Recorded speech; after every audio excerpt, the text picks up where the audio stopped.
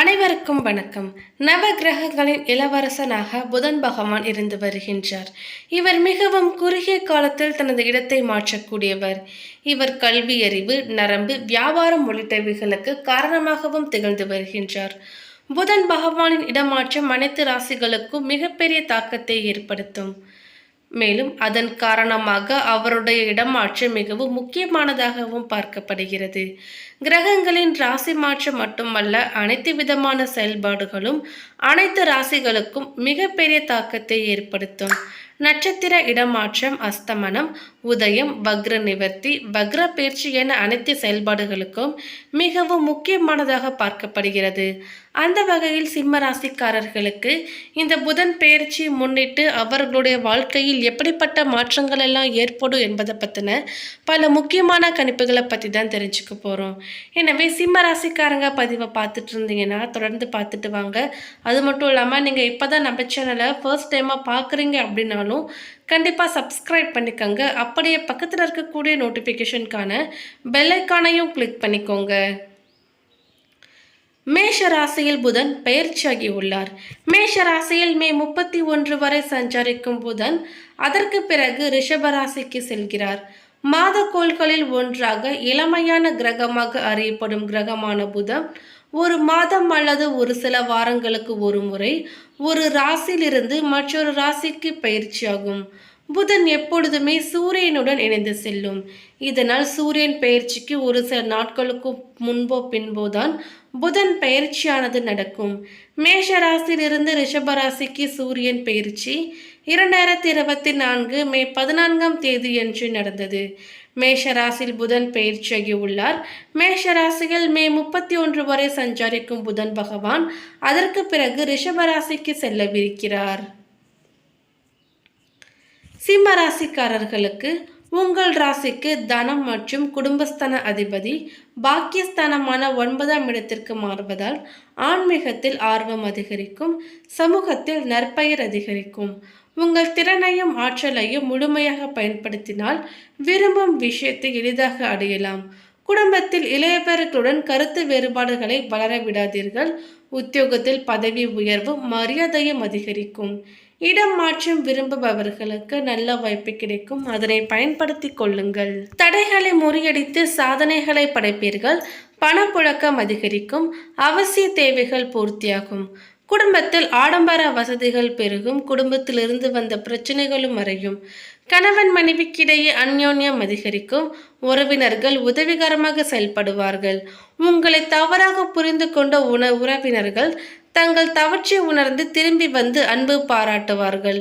கருத்து வேறுபாடு காரணமாக பிரிந்திருந்த கணவன் மனைவி ஒன்று சேர்வதற்கான வாய்ப்பும் கிடைந்து வரும். உறவினர்களால் மனக்கசப்பு தரும் சம்பவங்கள் நடைபெறக்கூடும் என்பதால் கூடுமான வரை பொறுமையை கடைபிடித்து செல்லுங்கள். சகோதரர்களால் காரியங்களில் அனுகூலம் உண்டாகும். தாய் வழி உறவினர்களால் ஒரு சில அனுகூலமான பலன்கள் ஏற்படும். தாய்மாமன் வழியில் சுப செலவுகள் கிடைப்பதற்கான வாய்ப்பும் இருக்கிறது. ஒரு சிலருக்கு குடும்ப பொறுப்புகளை நிறைவேற்றும் வகையில் அலைச்சலும் செலவுகளும் ஏற்படலாம். பணியாளர்களுக்கு இதுவரை இருந்து வந்த அவப்பெயர் மறையும். சக ஊழியர்களுக்கிடையே உங்கள் செல்வாக்கு உயரும். நிர்வாகத்தினரிடம் எதிர்பார்த்த சலுகைகள் கிடைக்கும். அதிகாரிகளின் ஆதரவு கிடைக்கும். தொழில் வியாபாரம் விறுவிறுப்பாக நடைபெறும். லாபம் அதிகரிக்கும். ஷேர் வர்த்தகத்தில் மட்டும் சற்று எச்சரிக்கையாக நடந்து கொள்ளுங்கள். குடும்பத்தை நிர்வகிக்கும் பெண்களுக்கு குடும்ப உறுப்பினர்களால் புதிய ஆடை ஆபரண சேர்க்கை உண்டாகும். அலுவலகத்திற்கு செல்லும் பெண்களுக்கு மகிழ்ச்சியான சூழ்நிலையை காணப்படும். புதிய பொறுப்பு ஒன்றும் தேடி வரும். அடுத்ததாக பாதம் 4 மகம் நட்சத்திரத்தை சேர்ந்தவர்களுக்கு உங்கள் ராசிக்கு 2இல் கேது, 8இல் ராகு, 7இல் சனி, 10இல் குரு என 4 பக்கமும் கிரகங்கள் உங்களை சுற்றி வளைத்து கொண்டு இருக்கின்றன. இந்த நிலையில் ராசிநாதன் சூரியன் 10இல் சஞ்சரித்து உங்களை வெளியில் கொண்டு வர உள்ளார். உங்கள் ராசிநாதனின் சஞ்சார நிலை உங்கள் நிலையை உயர்த்தும். வியாபாரம் தொழிலை விரிவு செய்ய முயற்சி வெற்றியாகும். வெளியூரில் இருந்து புதிய கிளைகளை தொடங்குவீர்கள் என்றாலும் பணியாளர்கள் கவனமாக செயல்படுவது அவசியம். வியாபாரம் தொழிலில் அதிக கவனம் தேவை. புதிய முதலீடு செய்வதற்கு முன்பு பலமுறை யோசிக்க வேண்டும். சனி பகவான் 7ஆம் இடத்தில் சஞ்சரிப்பதால் நட்பு வட்டத்தில் வீண் பிரச்சனைகள் உருவாகலாம். கூட்டுத் தொழிலில் நெருக்கடி உண்டாகும். இந்த காலத்தில் குடும்பத்தினரை அனுசரித்து செல்வதன் வழியாக உங்கள் சங்கடங்கள் தீரும். பொன் பொருள் சேரும். பணவரத்து திருப்தி தரும். ஒரு சிலருக்கு புதிய சொத்து சேரும். பெண்கள் இந்த காலத்தில் கவனமாக செயல்படுவது நன்மையாகும். வாழ்க்கை துணையை அனுசரித்து செல்வதால் நெருக்கடி தீரும். வார்த்தைகளில் கவனம் தேவை. இல்லையெனில் பேச்சு மூலம் வீண் பிரச்சனைகள் உண்டாகலாம்.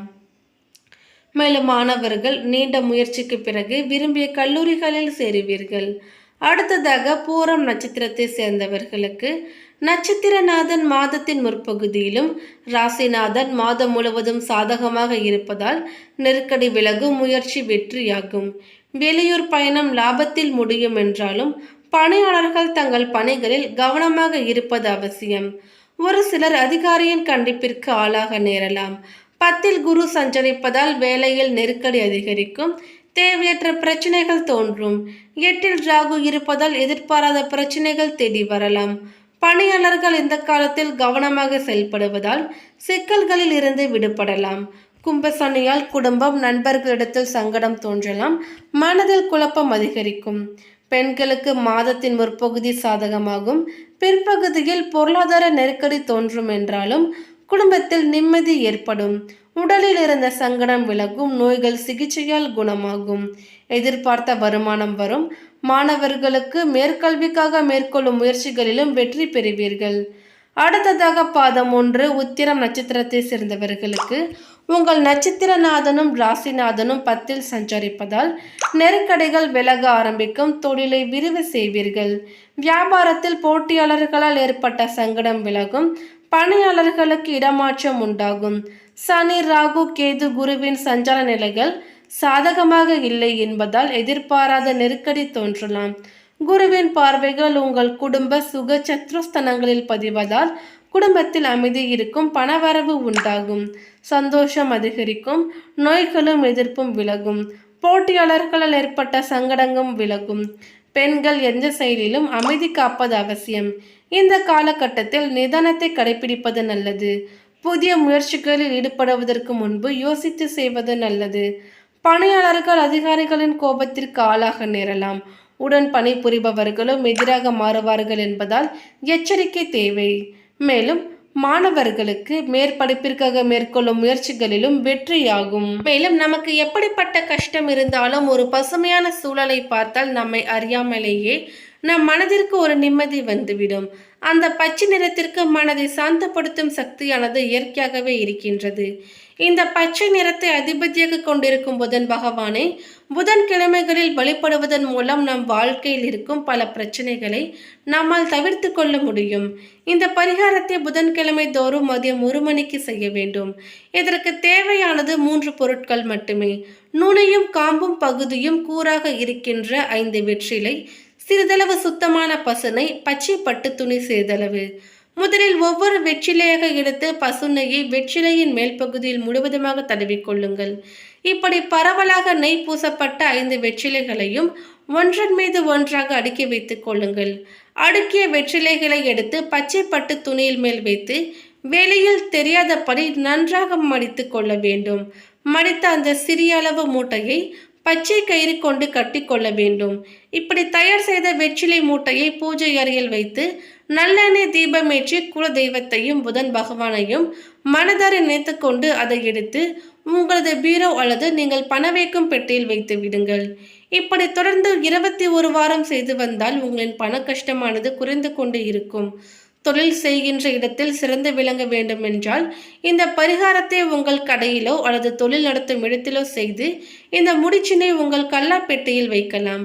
உங்கள் குழந்தைகள் நன்றாக படிக்க வேண்டும் என்றால் நீங்கள் தயார் செய்த இந்த முடிச்சினை உங்கள் குழந்தைகள் புத்தகங்கள் வைத்திருக்கும் இடத்தில் வைத்தால் படிப்பில் இருக்கும் தடைகள் நீங்கி குழந்தைகள் ஒரு நல்ல ஆற்றலை பெறுவார்கள். உங்களால் முடிந்தால் புதன்கிழமை தோறும் பச்சை பயிறு சுண்டல் செய்து புதன் பகவானுக்கு நெய்வேத்தியமாக படைத்து குழந்தைகளுக்கு தானமாக கொடுக்கலாம். ஒவ்வொரு புதன்கிழமை அன்றும் பழைய வெற்றிலையை மாற்றிவிட்டு இதே போலவே புதிய வெற்றிலையை வைக்க வேண்டும். பட்டு துணியை மட்டும் துவைத்து அந்த துணியவே பயன்படுத்தி கொள்ளலாம். மற்ற கிரகங்களின் சஞ்சாரம் சரியாக இல்லை என்றாலும் புதன் பகவான் வலிமையாக இருந்தால் நமக்கு ஏற்படும் துன்பங்கள் கூட இன்பமாக மாறிவிடும். மேலும் இந்த தகவல் உங்களுக்கு பிடித்திருந்தால் லைக் பண்ணுங்க, ஷேர் பண்ணுங்க. இது போன்ற பல சுவாரஸ்யமான கணிப்புகளை நீங்க தெரிஞ்சுக்கிறதுக்காக எங்க சேனலை சப்ஸ்கிரைப் பண்ணிடுங்க. மேலும் நோட்டிபிகேஷனுக்கான பெல் ஐக்கானையும் கிளிக் பண்ணிக்கோங்க. தேங்க்யூ.